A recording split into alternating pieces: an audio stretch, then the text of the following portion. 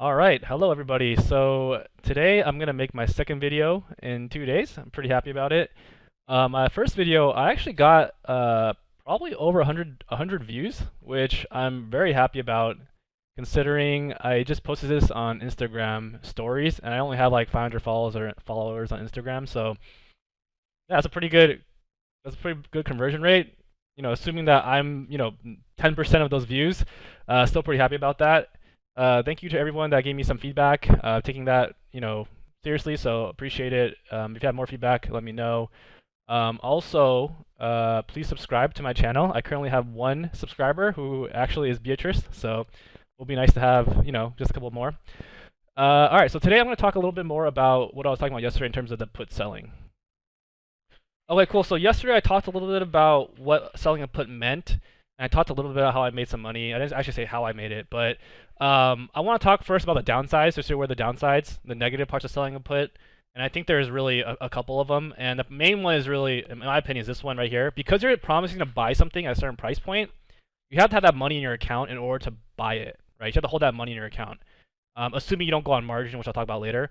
But so you have to hold that cash there, which is basically doing nothing, just sitting in your account.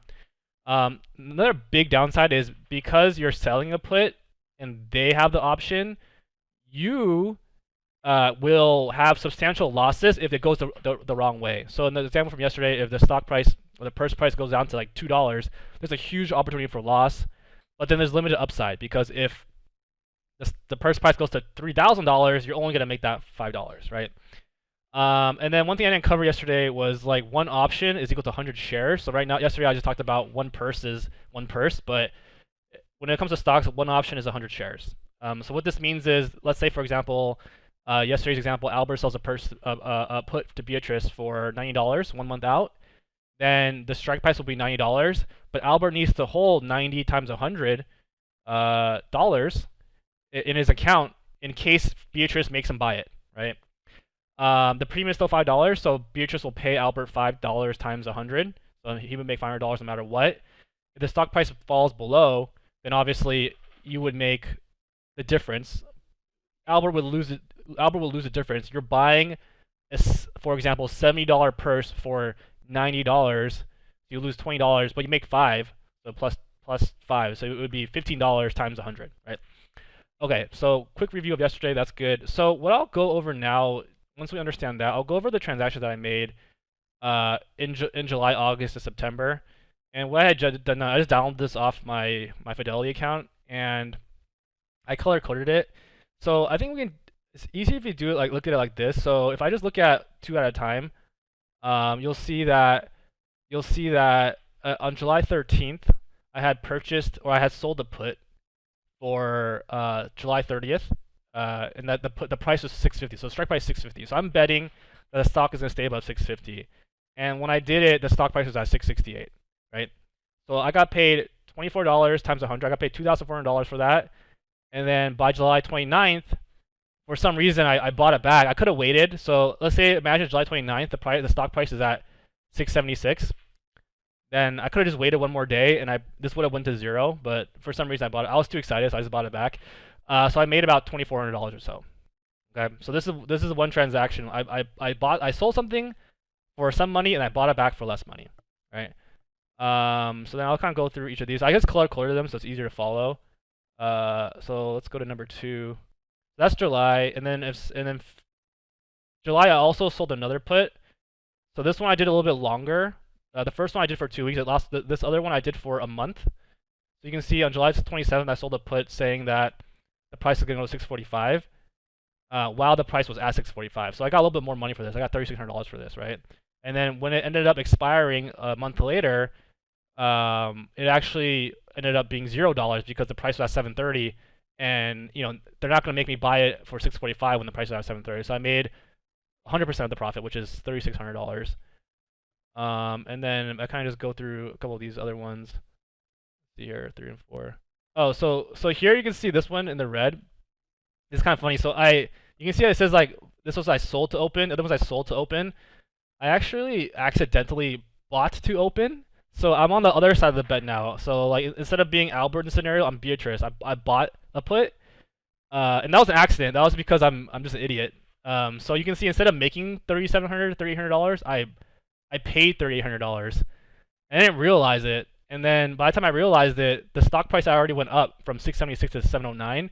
So I ended up losing money because I wanted to buy it back because I didn't think it was gonna go. Yeah, so I ended up buying it back, so I lost $900 there. That was just pure carelessness. So if I had done it correctly, I would have made another $3,800 instead of I lost 900. So it just goes to show you have to be very careful. It is a little bit confusing, but it's mostly just user error there. And then in August, I did another one where I sold one for 660 when the price is 710. So you can see this is like a safer bet, a really safe bet.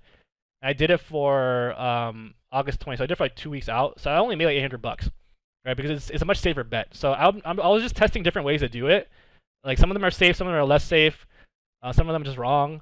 So, but that was what I did in August. And then what else did I have here? Oh, okay. So a couple other ones were shorter. So you can see these are short. I only made a little bit of money here.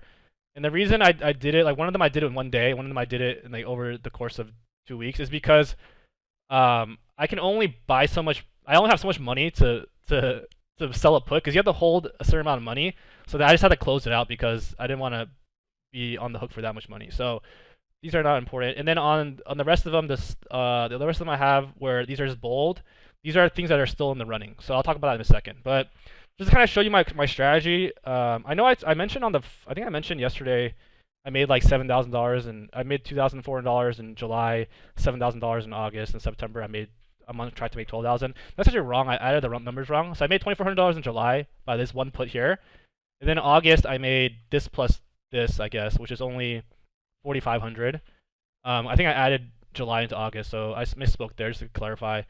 And then in September I made $0 so far, but here you can see all the puts I have expiring in September. If I go here, these are all the puts I have expiring, and a lot of them, some of them I bought, all of them I bought in August. So my new strategy that I'm testing out is I'm trying to do a month out, but I'm trying to do something on the safer side.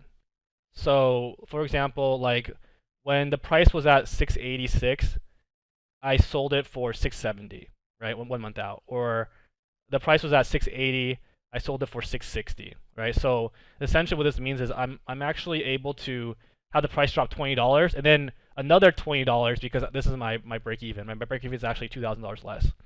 So I'm just doing it 1 month out because I make more money that way, but I'm doing it a little bit lower than where it's at. So just in case it goes down, then I have some wiggle room there. So essentially my strategy right now is to do one, and then also another thing is like I'm very impatient. So like it's exciting for me every week if something's expiring. So I'm just doing every week. I'm doing one without. So I'm doing four at a time, and yeah, that's what I'm doing. So here you can see, even though I made $0 from this so far, I just took a screenshot of my account today, and just to show you how it works. Kind of make this okay. So how it works is when you sell a put. This is the same exact thing. So when you sell a put, you get that money in your bank account, in your brokerage account right away. Right? And then you have this negative balance. So you can see here I have a negative value here. And the goal is for this value to just go to 0. So for example, if today is September 2nd, September 17th for the 670 put here, when this becomes 0, then you will have made, this will have become 2992.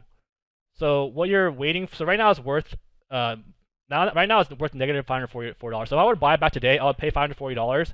I would make a total of 2,400, and then I can go use that money to do whatever I want, right? So if I want to wait, like for me, this is a pretty sure bet, so I can just wait. If I wait till this day, then I will make an extra $500, right? So this is how that looks. So far I technically made $0, or I mean I'm in the money for whatever the sum of this is, or whatever the sum of this is, but technically I haven't made it yet because I'm still on the hook. So I can just buy it back to not be on the hook. Hope that makes sense. All right, that's basically it. I hope this makes sense. One other thing that I want to talk about is, oh yeah, so you can see this says M here. That means I'm buying it on margin. So I'll go in more detail there, but that basically means I'm not holding, I'm not holding 685 times 100 times. I'm not holding $68,000 times 4 in my bank account. I'm not holding that money in my Fidelity account right now. I'll talk about that later, but just that's what that means.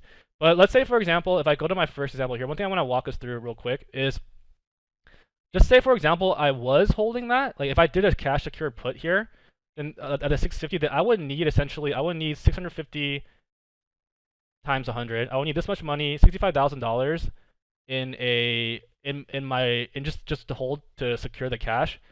And let's say I did that, then let's see here, I made, oh sorry, let me just go here. So in here I would have made $2,300, right? Whoops. So if I made $2,300, then, and that was over the course of 2 weeks, but let's say that was a month, right? So if I make $2,300 in 1 month, and that would be about a 4%, 3.7%, but I multiply that by 12. I do that every month. So you're actually making like 44% on your money that you're holding, which is actually really good, right? That's huge. And this is in 2 weeks. So imagine if I did this by 24 or something, or maybe it's 18, I did for 3 weeks, then you're making a pretty large return on your money.